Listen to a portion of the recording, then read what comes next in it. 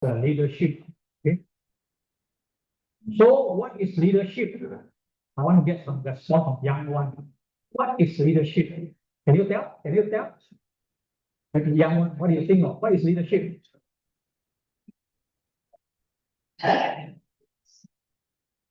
Not getting the followers.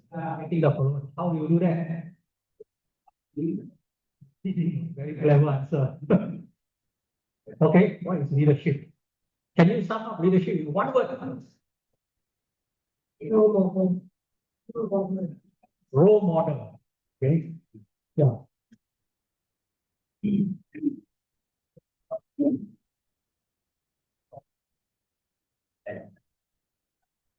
Actually, very simple. One word. Leadership is about influence. Okay? The ability to energize or influence people into actions that they would normally not do. Okay? That is called leadership. So that's why people say leadership is 360 degrees. You can influence the people up, influence the people down, influence the people around you. But you can influence them, you are leading them. Sometimes in a corporation, we know how to lead our boss, make our boss appear to lead, but actually we lead them.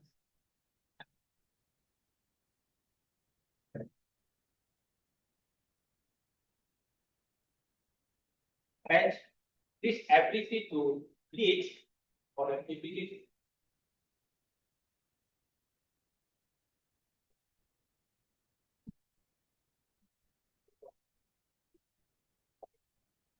So we have, for example, China, we have what called China Tree, Wawasan 2020, Project Langkawi, Manadi, all those things. You want to lead them into a coherent objective. You want to lead people into something that we want to do together. That's good. Then I have a question. What is our BMSM? Organ. Get us into together. You need to have some kind of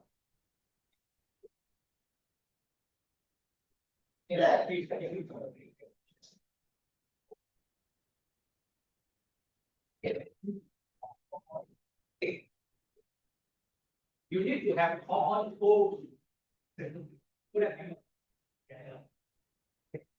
From time to time, you need to have that common goal. For example, you have a 4-hour makeup, everybody come together. When you don't have a big common goal, then chances are each will have our own ways. And we spend a lot of time with internal bickering. First, 5 levels of leadership. This is from 360-degree leadership model. Maxwell. Okay. Position. Leadership, lowest position is, I call it legitimate leadership. You are here because you are able to lead because you have a position.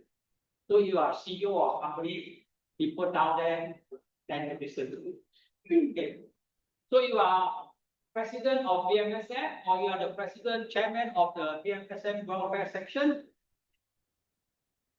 People will listen to you. That is called legitimate leadership position. Okay. You may move a little bit higher up. People willingly want to come to you. Okay.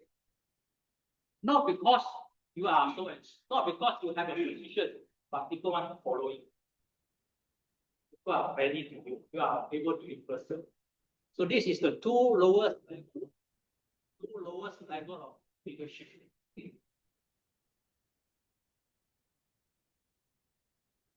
Then after that, production. People follow you because what you have done for the organization. After that, reproduction. They follow you because you have what you have done for them. And then finally, respect. Personal. So 5 levels of leadership. So you take the Buddha, for example. Okay? Take the Buddha, for example. People follow, the Buddha start off with level 2 permission. Level 2. People follow the Buddha because they want to. The 5 ascetics were his good friends. So they naturally follow him. Okay, after that, he went to one step higher, production. Produce 60 arahants. Call, okay, 60 arahants. But 60 arahants is not good enough because of what people see what they have done. This sangha of 60 arahants, more and more people join and follow. That's called reproduction. After that, this one no need to work one. People respect you. Call him the Buddha. Respect him because of Buddha. Look at 5 levels of leadership. Okay. Now, this is the lowest, but perhaps the most important for all of us. Perhaps the most important for young people. You know, a lot of people say, never mind, I come and help you only. Don't give me position. And don't give me a position, right? You come you section chairman, no one. My question is, do you think you are so powerful that you don't need position, you can lead? Think, please. So don't overrate yourself. If people give you a position, please take it up. You need that position to lead. That is the beginning point. People say, oh, do action, want to take post. No. Sometimes Chinese, sweet talk in Chinese, too humble.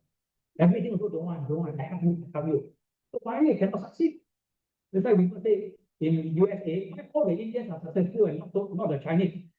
The Chinese always say, don't be the so Indians say, I'm the best. Fair enough. What we have to do some rethinking. Position. Okay, that's called leadership. So interesting is ask yourself where you are. People now follow you because you are the chairman, because you are the secretary. But if you are no more chairman secretary, you still have influence. You still have influence. At least you go to number 2. People follow you because they want to follow you. So at least you must move to the number 2. If you keep on remaining at number 1, the moment you have no more position, you are no more the prime minister, no more followers. People follow you because you are the prime minister. If you know it's quite in Nigeria, no one will follow you. People still, but still got some people follow. Not so bad. If number 2, still got people want to follow him. Okay? So this is the level of leadership. So ourselves. We want to upgrade ourselves, especially the BMSM leadership, at least to the level of 3 or 4. People come, people willing to come. If you look at like Guang Shi, people willing to come. We have reached level 3, level 4 leadership. People willing to come. We don't have to call people come. We need leadership to that level. That's leadership style. Basically, three leadership style. Conventional. Number 1, autocratic. People didn't start one. Sometimes we have a leader who comes in, especially in corporations, the boss is usually autocratic. I want this way. Everybody say good, then carry on. Autocratic leadership, different style. Then the other one is democratic leadership. Do a big consultation, things like that. Okay. The next one is called laissez-faire. Laissez-faire means liberal. You don't know what to do, you go and do what you like. So this is very good, especially in big consultancy firm. The person is already an expert. You don't have to tell him what to do. You let him have free hand to do what you like. So I recently wrote a paper about the contribution of Reverend Hesri Damananda in nurturing youth leadership. And I observed Reverend Hesri Damananda's leadership style. Which one you think he was?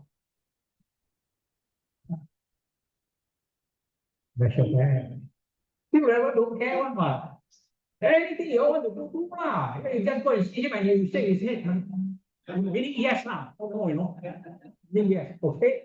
That's okay. When I was do section chairman, very easy. Everything you can do, everything after that, children can come and give a talk. Then you come. He doesn't pay until he doesn't know. Okay. Pay until he okay.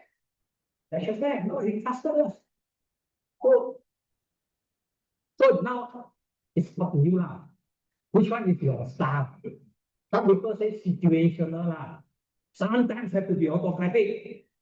Sometimes laissez-faire. Sometimes up to you. Okay.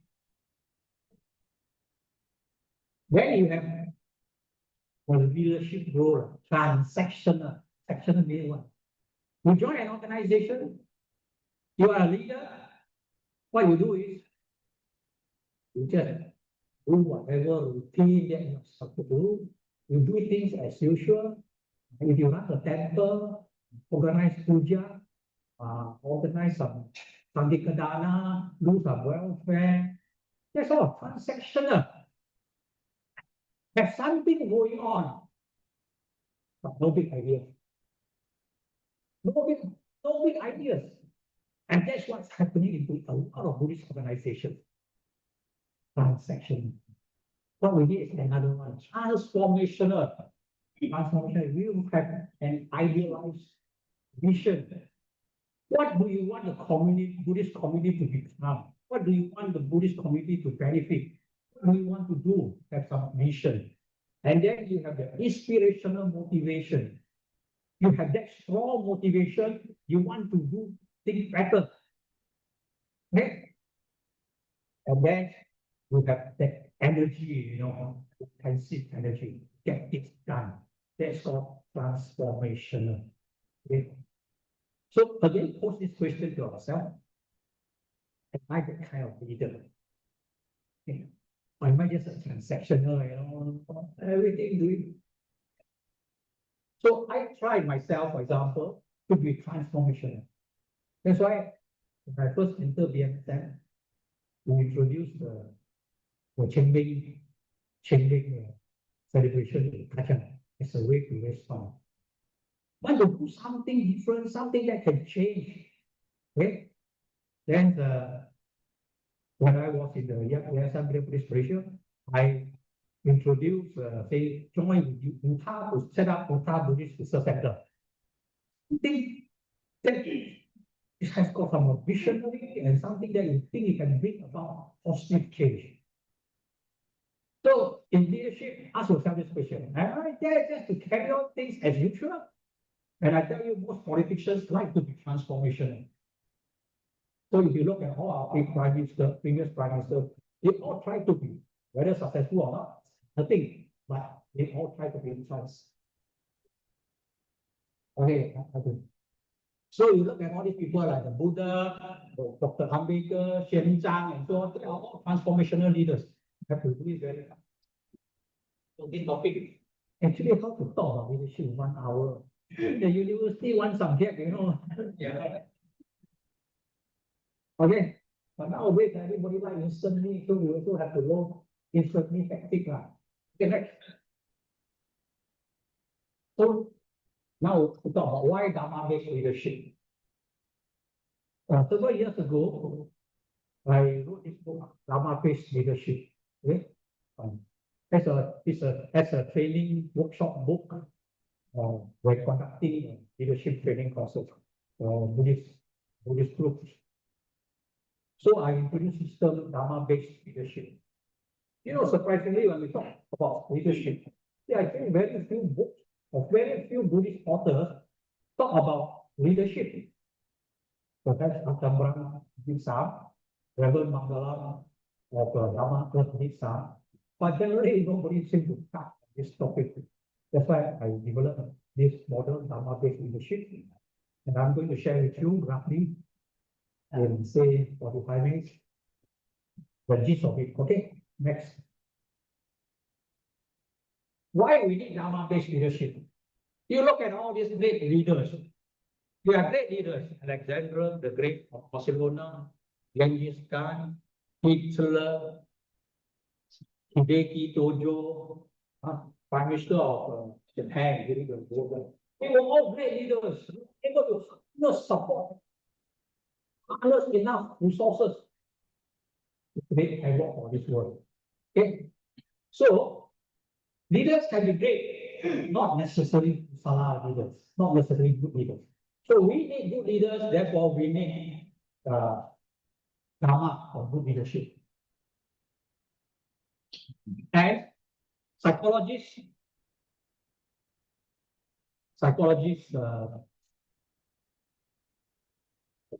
maybe he proposed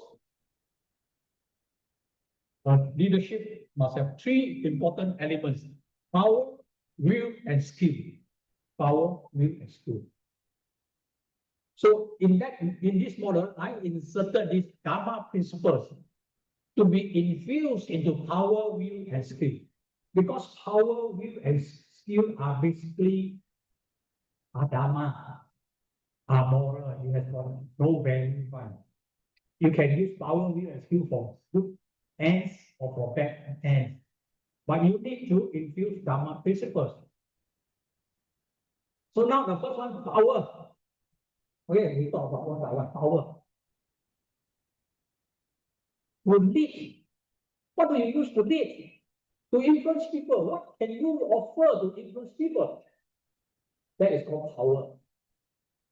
Okay, number mulia. Well, Choo how well mulia.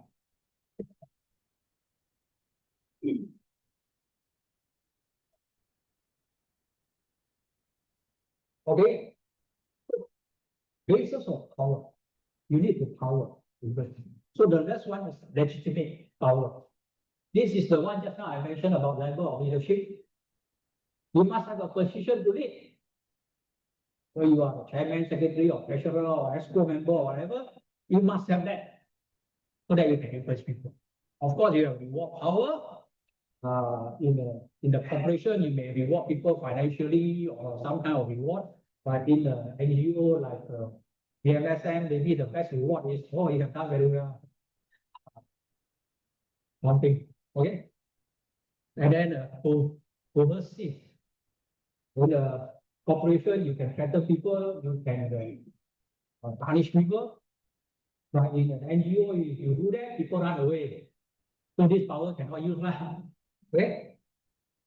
But based upon power, one expertise. You go to a doctor, you respect the doctor. Whatever the doctor say, goes.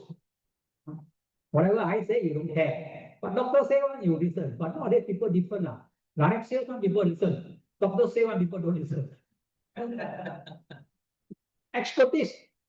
Those people selling the actually become expert. Expert power. When we have the referral power, that one later on will come. These are all later addition. Information power, extra power. If you hold certain information is power. If you don't have information, at least you have connection. This is a power cable. You must know how to. When you have a lot of connection, people naturally come to you, influenced by you. When I was in the youth section, I had a lot of connection with politicians. And I remember a lot of school teachers from teachers' college, graduated from teachers' college, when posted to Sabah or Sarawak, they'll come to me. Come me. And then I will go and tell so and so send to the so-called deputy minister, please help this fella, he likes to be in Surabaya, he likes to be there. So some of them want what they want. So they come to me because I got this connection power now. Okay. But actually, I'm supporting. So maybe for now, I can say thank you. How to be too. They take all the help from content. So this is good. Then, so as a Buddhist leader, what is our product? Our product is the Dhamma. Therefore, as a Buddhist leader, we must develop this power, expertise power, expert in the Dhamma. Okay? So if people come to ask you something about the Dhamma, share with them. Don't say, I don't know, ask them. If everybody says, I don't know, now say when people don't have confidence in you. You are running a police organization and you say you don't know. Right? Of course, sometimes it's too complicated. You say, okay, I tell you, I don't need so much. Now I bring you to go and see Reverend. We talk this. Why you must assume that the Reverend know more than you? Actually, you can know more than the Reverend, no? So this is the basis of power. We need to develop this power. Okay? Then, just now I talk about referent power. What brings about referent power? Referent power means people refer to you, you know. A lot of people will go to you. Like in our country, political support cannot settle. How? So you see, for referent power. Okay? But what is the basic of referent power? We also need to develop this basics of referent power. Some people got referent power. Let's say our chief reverend Vishidamanda of power. Why people go to him? Of course, because one of them is because of his expertise power. Okay? But people go to him because of his charisma. When he speaks, we listen. The same words spoken by Ang Chuang, nobody cares. Correct? Charisma. Okay, charisma. Okay. Commitment. People see your long-term commitment, then people salute you. They will follow you. They will follow you. So you see all these senior monks, let's say like Reverend Shin Yin, when he was around running for Gyeongsang, he has got this commitment from young all the way developing for Gyeongsang. People salute him, commitment. So you got different power. Shared values. Sometimes we are together, people like to refer to you because of the common value that we share. Right?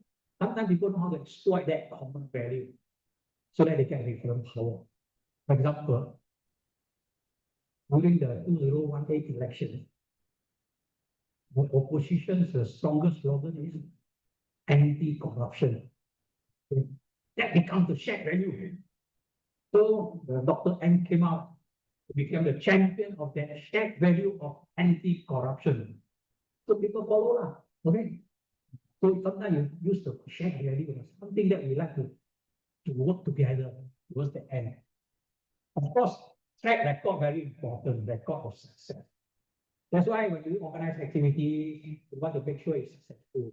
Not just chin chai do. You want to make sure it's done well. Because success means referent power.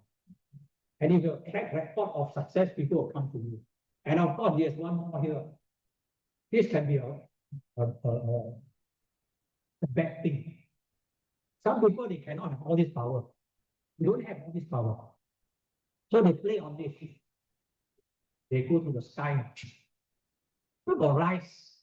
And they give it to you. Wow, you say this fellow is God. He's afraid to give anything. Some people look at you and say, when were you born? 小马的还是小龙? Okay, then we see your head there got some dark spot, very dangerous. Come to me, all these are mystic power. You don't underestimate, some of these even tell some people know how to use this power. It's called mystic power. And of course, the character, ethics, and merit. Some people have this reference power is because of their very strong merit. The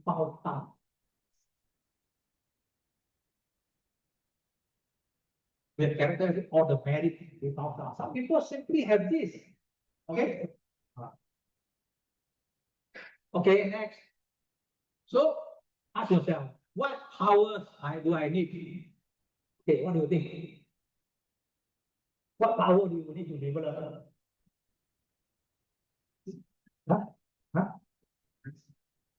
Charisma. You need to be charismatic. How about you?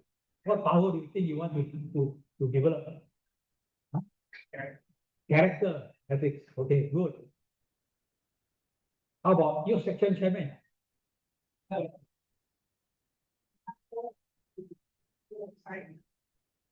Which power you want to? That's why I got so many power, so many they are out there you want to develop. Which one you want?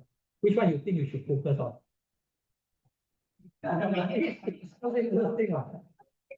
You go to the cave and meditating, like come out floating in the air. There. Huh? Character ethics. Okay. I'm looking at this one, reference power.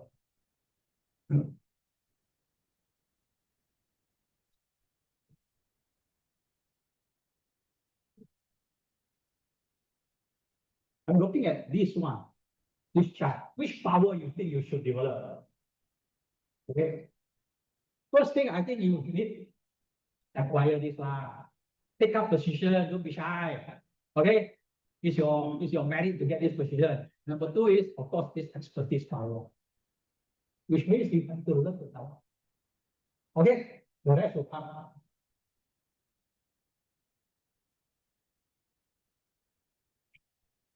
Then the next thing we talk about will. Okay.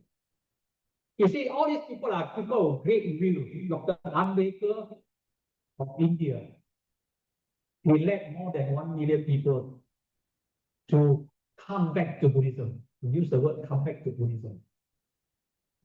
He was born untouchable.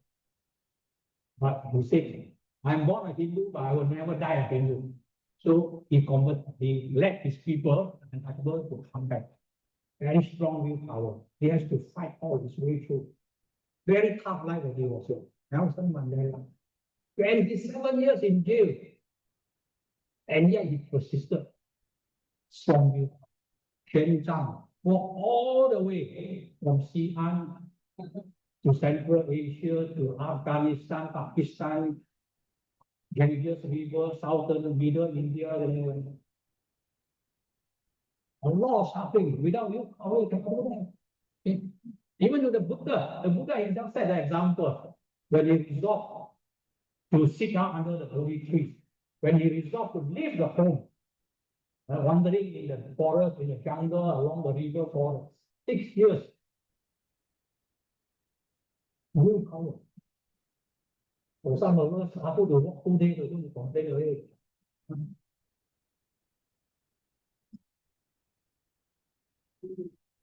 Will and the lack of will. Willing to do or not willing to do.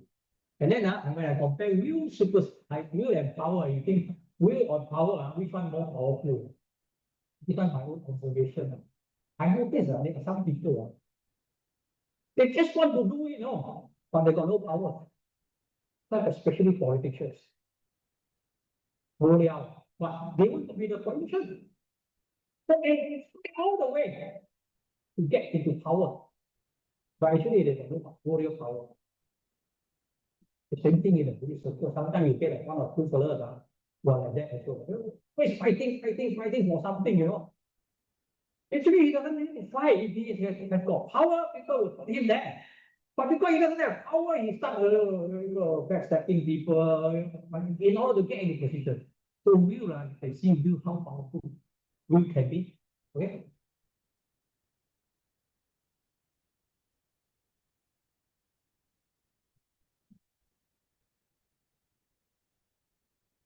So you see, I conclude, I summarize. Nelson Mandela was passionate about dismantling apartheid. Okay, Lee Kuan Yew was passionate about building a new Singapore. Okay. Dr. Ambedkar was passionate about demolishing caste discrimination. Master Fa Xian Zhang were passionate about learning and teaching the Dhamma. So will has got a lot to do with our passion. Yeah. All of us here, we must have some degree or some passion for the Dhamma. That's why we are here. We have to do something about it. Yeah?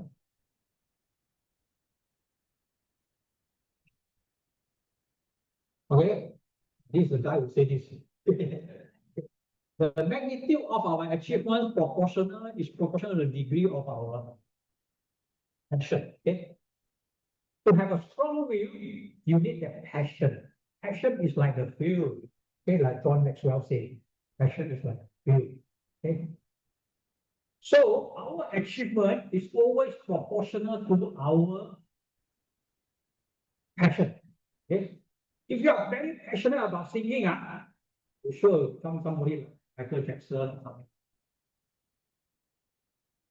If you are not passionate about singing, you can't be, isn't it? So some people are very passionate about acting, then they finally become like Jackie Chan or something like that. Passion.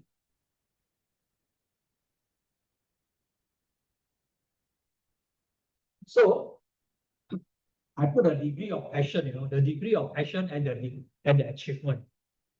See, when your passion is you are very enthusiastic, when you are very enthusiastic, you achieve 100% what you do. When you are not so enthusiastic, maybe you just have some interest, then it become less. And even less, you are just committed. When you are committed, maybe about 50%. And if you are not committed, only compliance, then you need the view.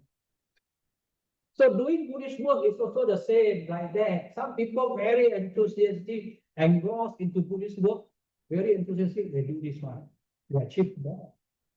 But whatever work they do, they try to do to the best. They think of how to promote Buddhism. They spend their time thinking how to do it, what to do, and so on. Some people study less lah. Okay? Some people I tumpang board already. But since I'm already a committee member, let's call commitment. Then some people actually are not interested one. People draw me in one, so I just do a bare minimum. So company also like that. When I did training to my company staff, I said if you are very enthusiastic, show your performance. If you are not enthusiastic enough, I ask you for at least interest. You must show some interest. Okay? So, for example, then if you are still not interested, at least now I pay you, you are employed by my company, commitment, you must do. Okay? But some people say, no, I don't want interested. So I come in, I clock in 8 to 5, 8 o'clock, I clock 5 o'clock, I clock out. I comply, man. You ask me to do, I do. You ask me not to do, I don't do. So comply. So I say, if this one also you don't have, then better leave lah. Better leave. It's not that I don't like you. I think of you, I have data and compassion for you. If you are at this level, you will not achieve anything in your life. Your whole life is suffering. You better leave and go and find something else for your own good. Okay? So same thing for your corporation staff also, but tell them, if you cannot, if this level, you will come to this level, better leave. Don't waste time. No future in that. So you are not interested at all. You have no commitment at all. Okay? So we need to develop the passion for this. Passion.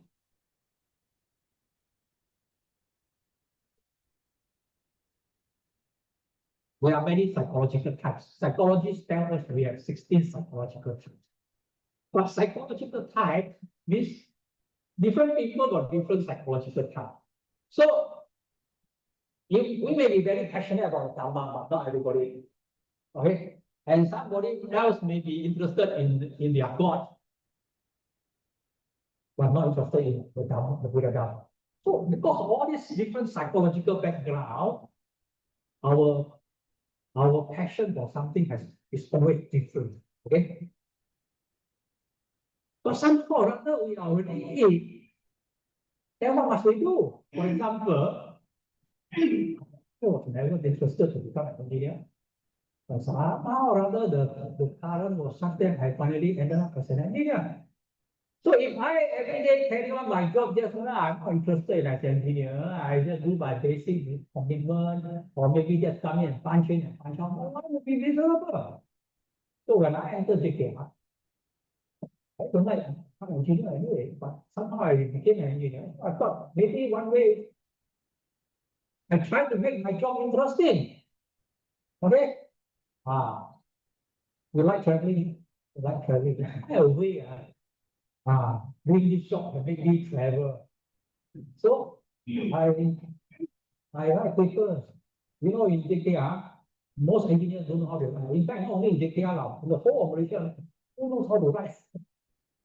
don't know how to write, even if they graduate with PhD, you know. So I wrote paper. Then I submitted my paper overseas. Then they invited me to go overseas for traveling. I travel lah.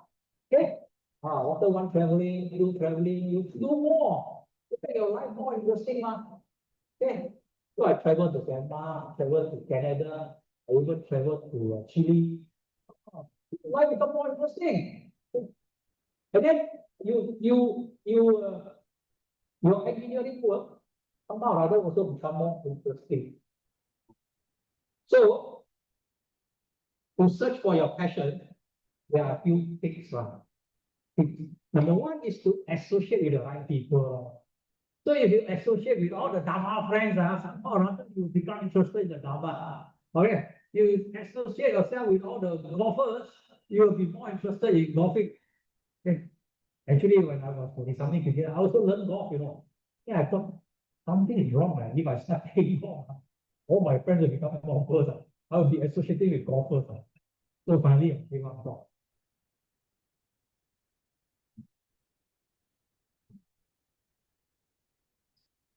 The interest door. You may be not interested in the Dhamma, but you're interested in singing. Please enter through singing. You may be interested in performing arts. You enter through performing arts. You might be interested in playing piano. You enter through piano. So there are many means for us to enter, okay, through this interest door. Okay. So, for example, I gave you just now. I'm really interested in traveling, so I have to find a way to get myself in. Okay. It's not good enough. You need to have a vow. Okay? Make a strong wish. I want to learn my Dhamma well. But if you make a general statement or a general vow, then it's only a dream. People always make general statement. I want to study my Dhamma well. And that is as good as no statement.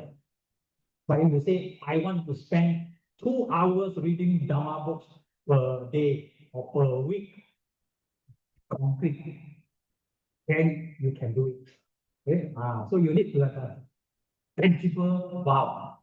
Okay? And of course, that vow must be translated. Next one, explore and concurrent action. Don't sit down and make vows. Don't sit down and make wish. Go out, explore. Just like you cannot say, I want to find a partner. You never go out dating. How? Okay? You need to explore and concurrent actions. Okay, now back to will. When we work in an organization like BMSM, then there are supportive forces that can make our will stronger and stronger. Number one, successes. So whenever your activity is successful, your willpower stronger. Or self-satisfaction, very important. You do it because you feel satisfied. Okay. And number three, actually companionship. Very important. That's why the Buddha said to have Kalya Pitta is everything about the holy life. When Ananda was trying to be clever, he told them that to have Kalya Mitta is half the holy life. The Buddha said, no, Ananda. To have Kalya Mitta is everything about the holy life. Meaning to say, you need to have a lot of Kalya Mittas. You cannot be self-practice. You have to have Kalya. So companionship, very important. These three supportive forces. In fact, a lot of people who retain themselves or maintain themselves in the Buddhist circles for a long, long time because of companionship. Okay?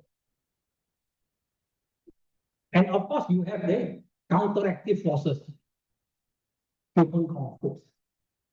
A lot of people left because cannot tanam with so and so. Quarrel with so and so.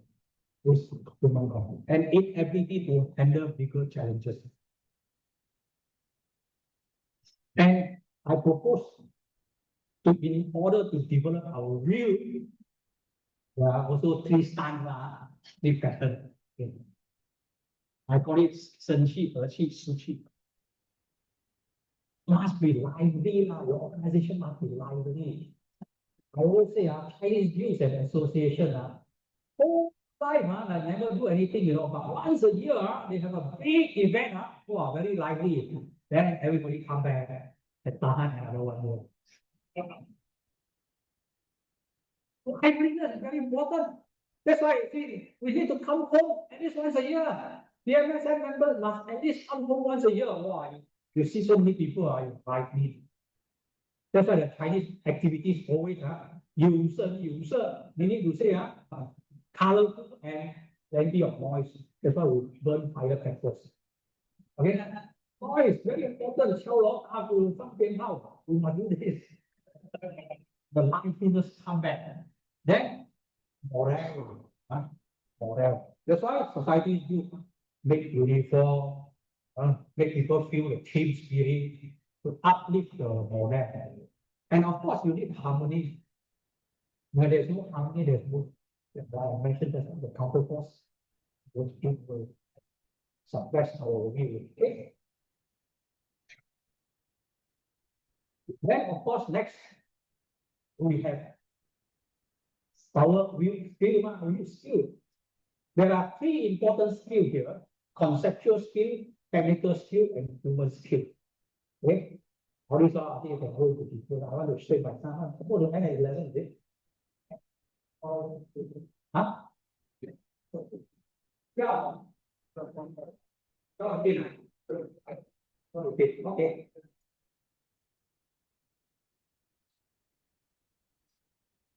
What is conceptual skill? Okay, I give example. All these wordings are sometimes like when you study in the university, definition. After reading the definition, you cannot understand what. So we use example. So for example, the sister filing became the president of BMSM, then we say congratulations. Why? Because in our concept, the honor, something glamorous, something she achieved. So in our concept, that's why we congratulate her. Actually, what is that to congratulate her? She's supposed to do work. You give her a cup already, then after you congratulate her, how cruel you are. So conceptual skill is do your job well, okay? We depend on you, we support you. Okay, it's concept. Our human concept is like that. Then same thing also in organizations. Elections. Sister filing is there, incumbent president. Then come to election there. And another come. Your government want to contest president, then people say, your government want to fight sister filing there. Contesting against him, challenge her. Right? Conceptual skill is problematic, Why there is an election? Because there's a vacancy, right? At the time of election, the incumbent is no more. That's why it's a vacancy. When there's a vacancy, both come and contest. Both are on equal platforms. Nobody is challenging anybody, But we cannot get this concept right because we are attached. We think that this post is held by this fellow is us. And then you come, you challenge. Right? Conceptual skill, it's called conceptual skill. So when we have the conceptual skill, we can settle things in our world. Can see through and see beyond. Okay. And how to sharpen our conceptual skill is to listen more, see more, read more, ask more. Okay, next. And of course, a deep contemplation.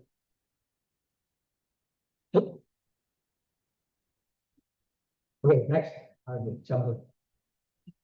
This one jump. I have no time. Certain things I can jump. Okay. Anyway, since I'm on this chapter, people always say, how to get members to come? How to motivate people? Actually, I also misled by all these management books all the while, thinking that we can motivate people. We cannot motivate people. People motivate themselves after seeing what we have done. They motivate themselves.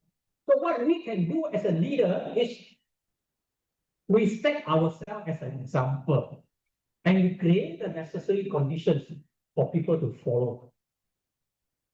Where I get it? I got it from the Buddha. The Buddha never say, hey, come and follow me. The Buddha made himself the Buddha. He attained the Buddhahood. Okay?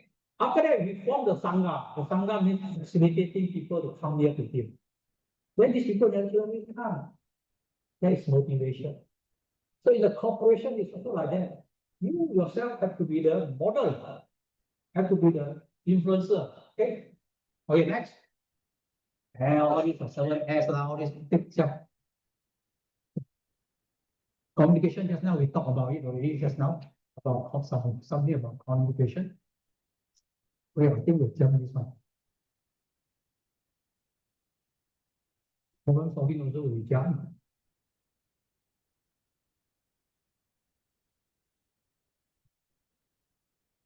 Now we are on human skill. Now we talk about conceptual skill. Human skill.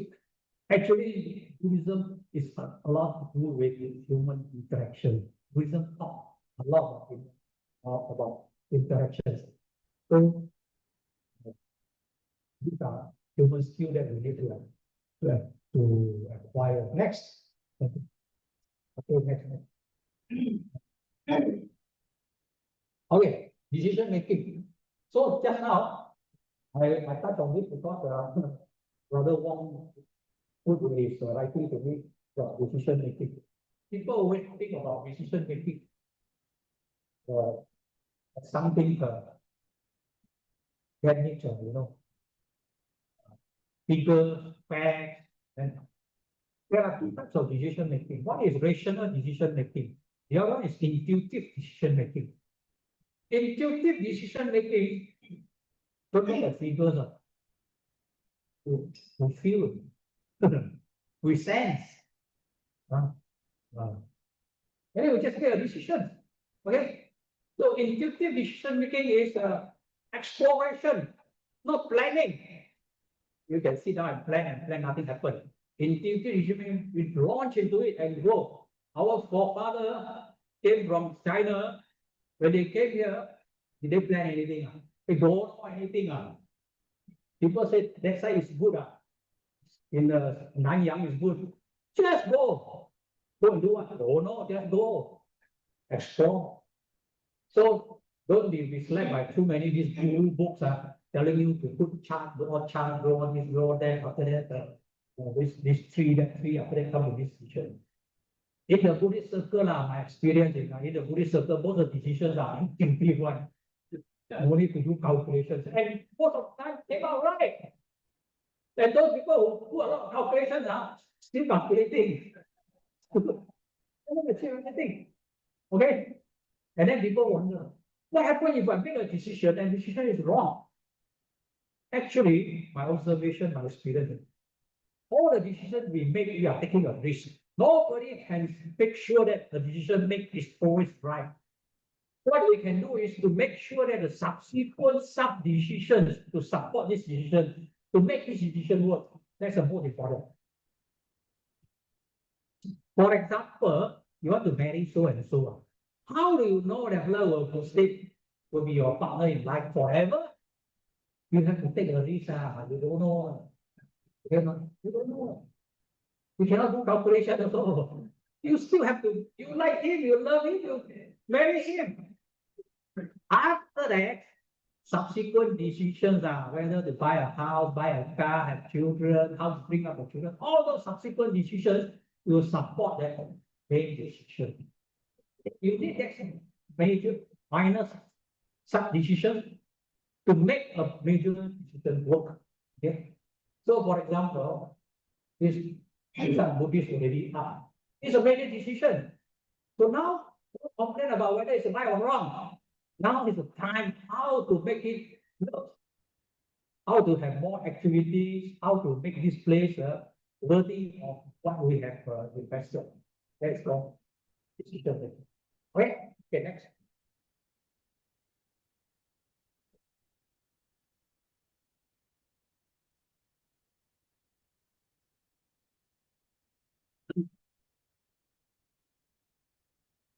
Human skill, finish. Not talking about technical skill. Technical skill, basically we have living skill, talent, and managerial skill. Technical skill, living skill, read and write, use a phone, drive a car, ordinary skill, etc. All these, as leaders, we must have some of this. Okay. Then, if you have talent, much better. No? You can sing, you can paint, have calligraphy, you have good design. All this, we need skill. Okay. And managing a big corporation, you need planning, organizing, controlling. This one, where a management board, only not much. Not much I can share with you now because I need to go to the last part. Now, technical skill in terms of managerial, this is the model I use. You know, management models, leadership models. There's hundreds of them in the book, in the textbooks. So you get confused. The more you read, the more you get confused. So after some time, I was fed up and developed my own. That's my own. I follow mine. That's why the leadership model, Dhamma-based leadership model. That's my model. I follow mine. The good thing about our model is you put it into the frame of mind. Oh, times. So same thing for managerial model. I have this input and an output. Three major processes: planning, organizing, and controlling. And in every of these process, you have the decision making, motivation, communication, problem solving needed. Okay. This one today we just browse through. Now, just now I mentioned Dharma principles. And that is the most important one. As far as Dharma-based leadership is concerned, we can develop power, the will, and skill. But if that power, will, and skill don't have Dharma, very dangerous. Okay? So we need these Dharma principles. The first one is we must understand these three characteristics of life: impermanence, unsatisfactoriness, and no self. The first one, anicca, or impermanence, which means there is always hope and conservation. Okay? So this, always look at anicca positively. People always think of anicca as something bad and things like that. But it can also be the other way around. Because there's anicca, all your suffering, all your anxiety, your difficulties will one day subside.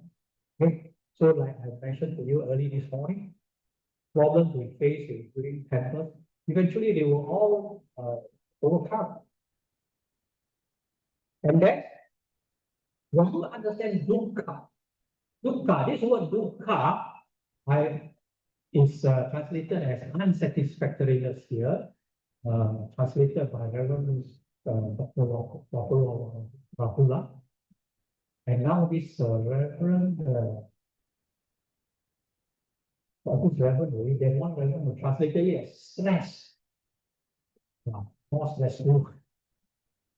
So sometimes you come across the word stress. It means dukkha. Okay. So when we accept the fact that this world is a world of satisfactoriness, when we accept the fact that we don't always get what we want, and we don't expect everyone living up to our expectation, we have to live with a romantic life. Okay?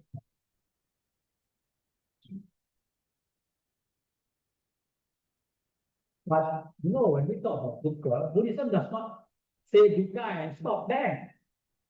Dukkha, someday you recognize dukkha, cause of dukkha, end of dukkha, and the way to end dukkha. So intrinsic in this law of dukkha means there is a solution. So when we have problems, always tell ourselves, the Buddha also advises us, there's a way out. Okay? So challenges, problems are there to test us for us to overcome. Okay?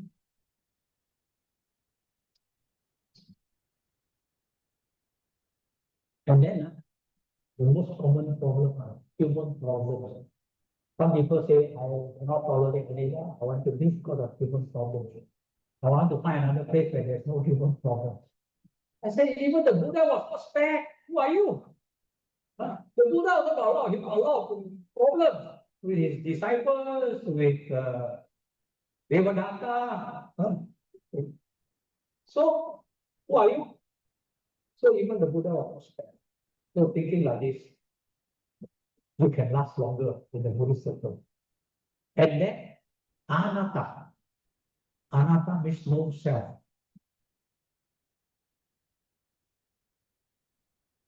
To illustrate anatta very simply, let's say we see a car. We call it a car because we see it like a car. But when you dismantle all the tire, the engine, the bonnet, the windscreen, everything, is windscreen a car? Windscreen is not a car. Tire is a car. Tire is not a car. Bonnet is a car. It's not a car. So where's the car? There's no car. Wait. So there's no self. Yeah, there's no self. But why there's a car? Because all these bonus come to be. So if you are successful, it's because all the conditions were favorable to you. You had all the favorable conditions to make it successful. So with this, you have a sense of gratitude. Okay? And of course, just now we mentioned about the Dhamma principle. Just now I talked about Dhamma principle. The first one was in the earlier lecture about the mind. Why I talk about the three characteristics of life? But after that, the next I talk about the mind. Because in Buddhism, the mind is always the most powerful. Okay?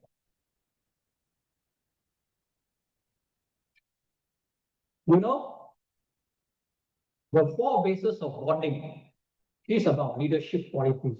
Four bases of leadership: generosity, enduring speech, beneficial actions, impartiality. Okay? All this we will expand each one upon one lecture. Okay, next. Another Dhamma principles. Virtues of king. There are 10 virtues of king. From generosity right to aviroda, 10 virtues of king. These are all Dhamma principles that we should emulate. Next. 6 principles of harmonious living. Body, speech, and thoughts. Okay? Harmony. After that, sharing the common things, practice virtues, and dwell in view that is noble and necessary. You know, when I look at these 6 principles of harmonious living, which one is the most difficult? 6. Those 6. Dwell in view that is noble, having the same views. Okay, now I give you an example. If I mention apple, what comes to your mind? Huh? Fruit, apple. Apple. Okay. If I mention apple, what comes to your mind? Green or red. See, I just mentioned apple only. You have got different idea already. You think of handphone, you think of red, you think of green, or just handphone only. It's just apple only. Different ideas come already. When I ask you, BMSM, what do you think of? Some different idea of color. So having common views of those things. Although we like to have common views, political parties like to what I call harness people all into the same views. You can with the same party always quarrel one. So what do you do? So I finally I come to compromise. I think this one is so-called common views is the most difficult. So I come to compromise. Don't spend so much time on these common views. But practice 2 things. Speech. Okay. When you have good speech, enduring speech, don't antagonize others, then we can manage to stay together despite differing views. Okay. Number 2, you can have your own views, but don't be attached to your own views. What do I mean by this?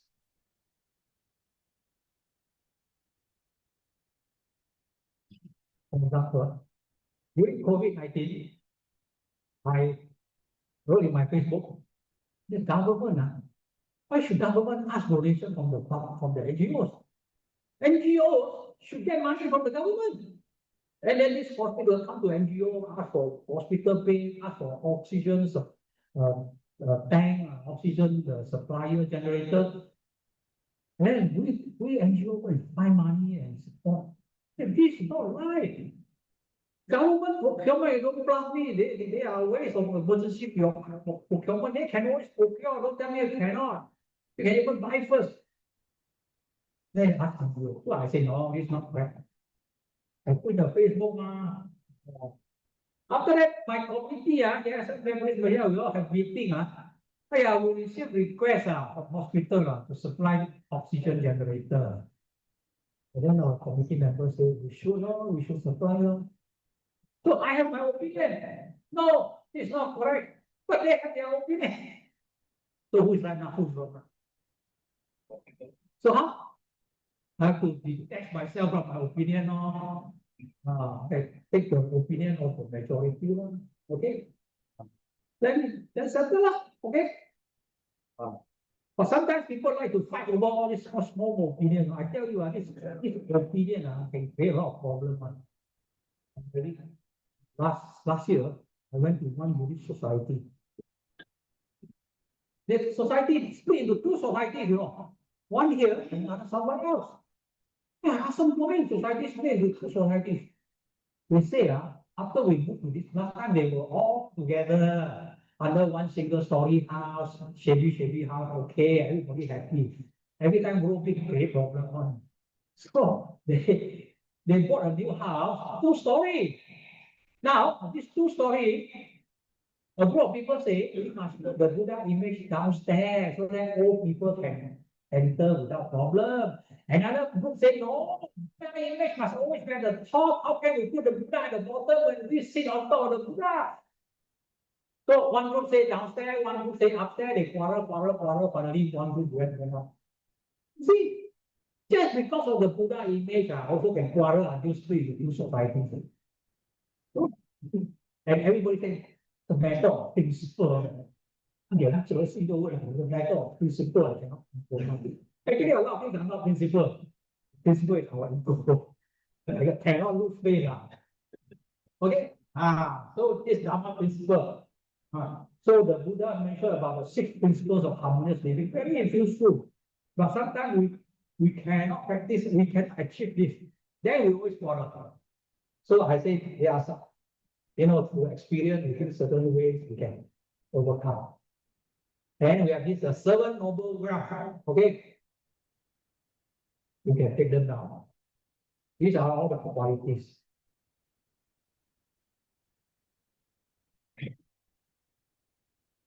And then, that I mentioned Kalyana Mitta,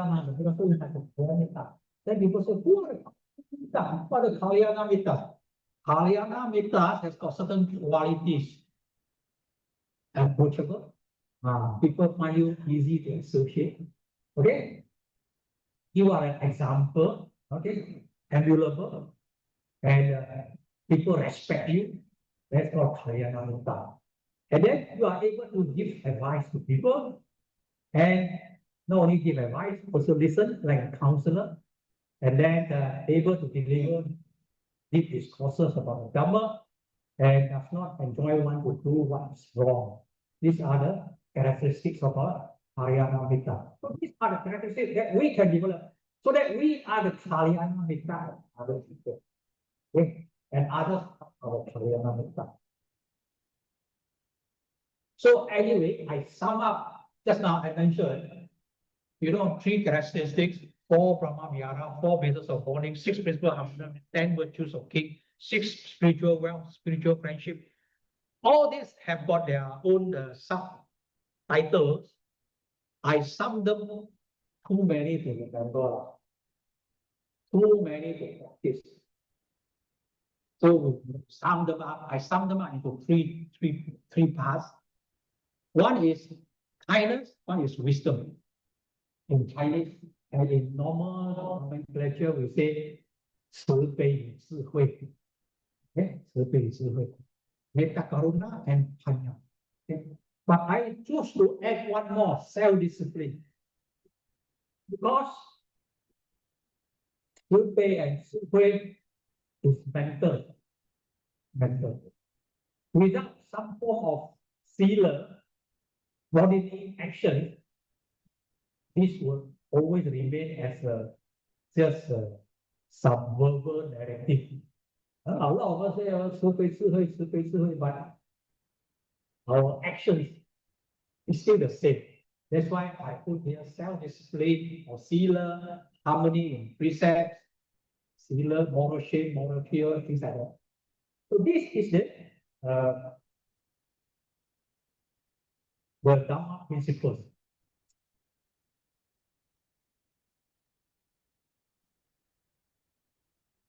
So the model expanded is like this simple. What is Dhamma-based leadership? You need power, you need will, you need skill. But all this needs Dhamma principles to support. And the Dhamma principles can be categorized into three major areas: kindness, wisdom, and discipline. Okay. So this is my Dhamma-based leadership model. This is contained in the book. So I was searching for copies of the book. I just found that actually no more copies left. Okay.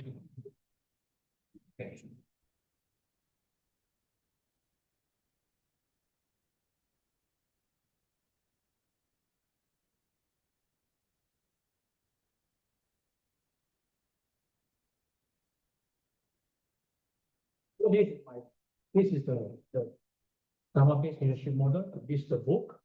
Then the last part now, I want to share with you some thoughts about leading. Okay. Just now we talked about the model. Number one, be ready to shoulder responsibilities. Those who say, don't give me position, I just help you, just because scared to shoulder responsibilities, my excuses. Okay, so be ready to accept responsibility. Don't withdraw. Okay, and position is important for you to carry out your work. Fight for work, not fight for position. Okay. Sometimes we ask for volunteers, very difficult, cannot get people. Change our mindset. Not encourage people to take up. Encourage people to get their job done.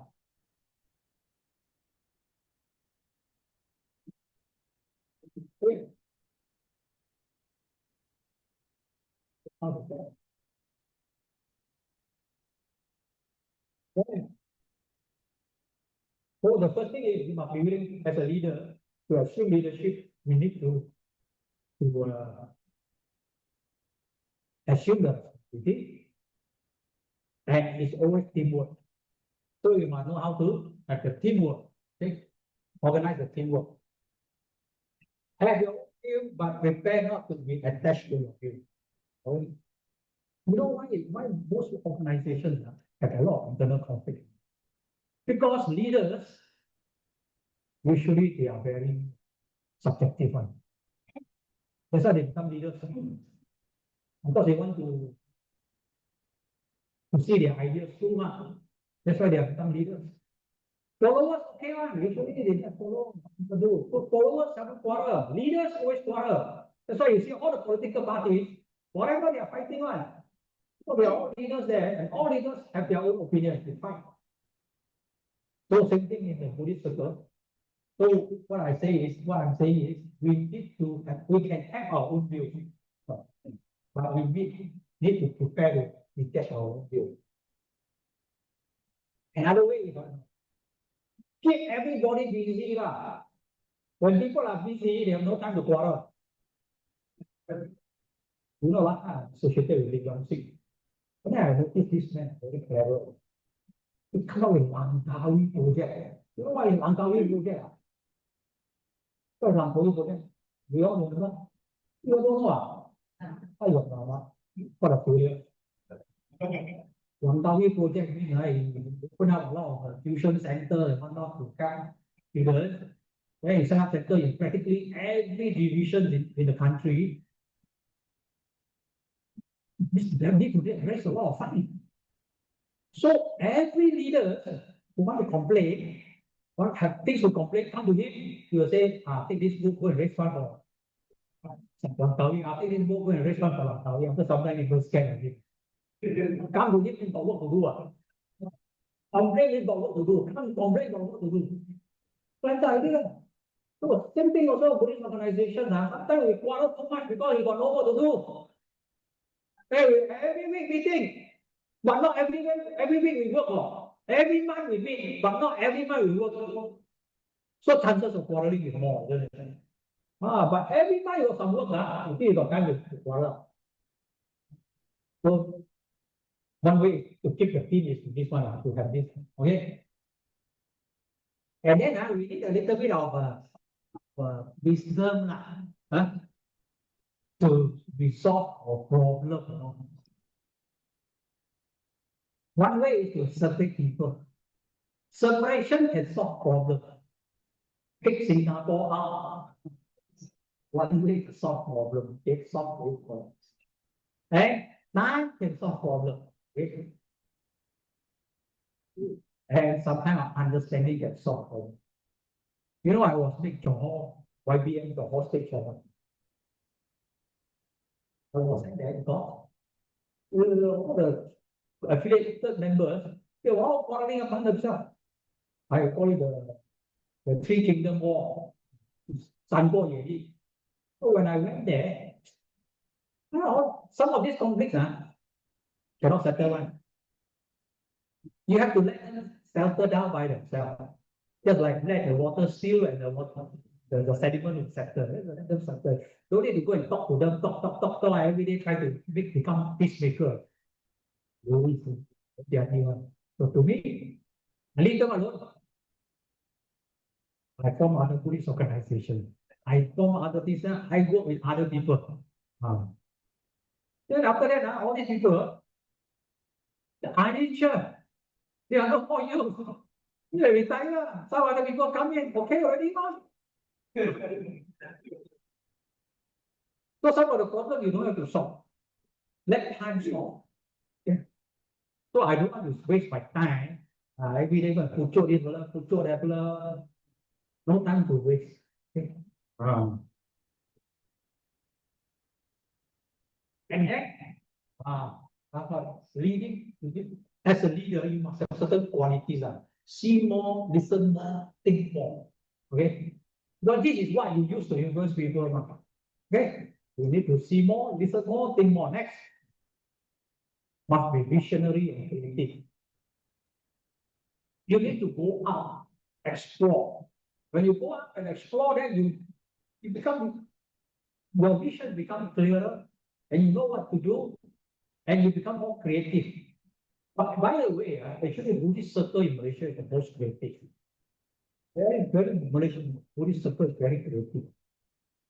We created a lot of things which other parts of the world. But in recent times, my exposure to international scene also tells me some of the countries like Japan, Korea, even China, they are also very creative.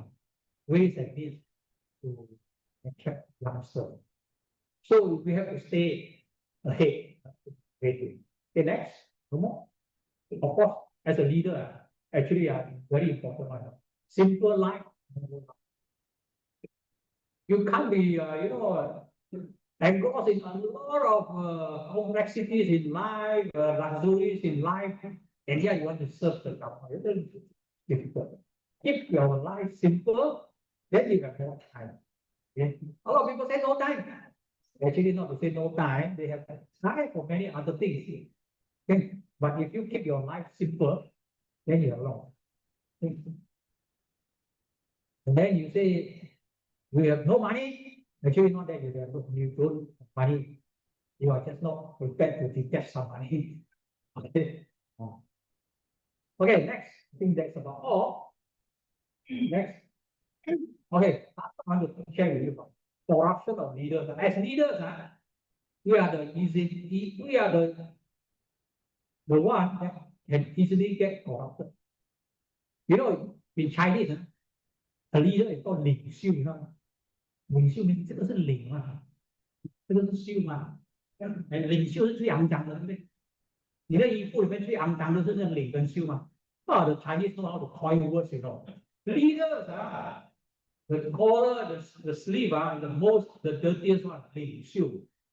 They choose this word. So now China, they don't like to change the word to 领.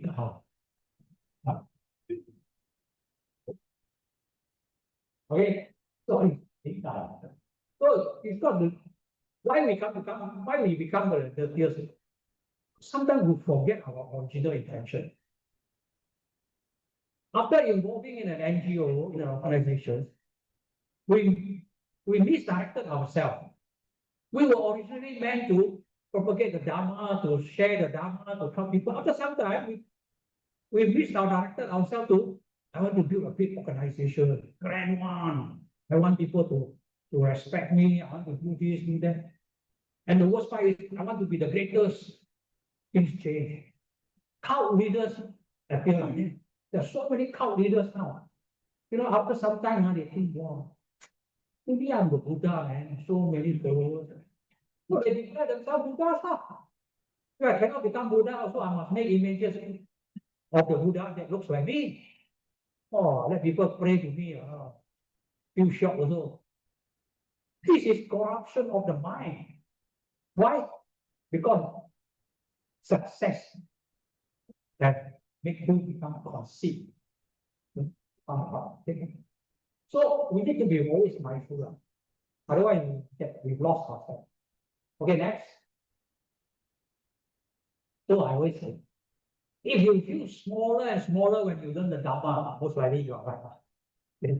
But if you feel that you are getting greater and greater, you are one of the most indispensable person in the world, then something is wrong. Okay, next. There is something called personality and character. Since our time, I just briefly explain. Just now you look at the Buddha's talking about the Dhamma principles. All the Dhamma principles are talking about characters, not personality. What is the difference between personality and character? Personality, a person can have a good personality. When you come, they smile at you, they shake hands with you, they talk to you, that's called personality. But at the back, it corrupts money, to hurt people, but personality very high. So personality and characters are two different things. And the Buddha's advice, all the Dharma principles, actually character ethics. And that's a good thing about Buddhism. We don't teach you, go and play golf with your boss so that your boss likes you. That is personality. How to dress yourself, how to impress people. What's personality? But character is different. Trustworthiness, okay? Sincerity, metta, respect, those are characters. Okay? So a good leader must remember this, otherwise you get lost. Okay, time's up. Chun chun. Okay, thank you very much.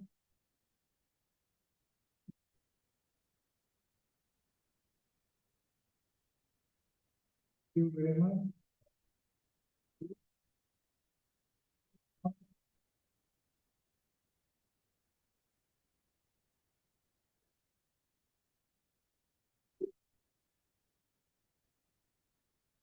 Now I invite our Mr. Kari to appreciation.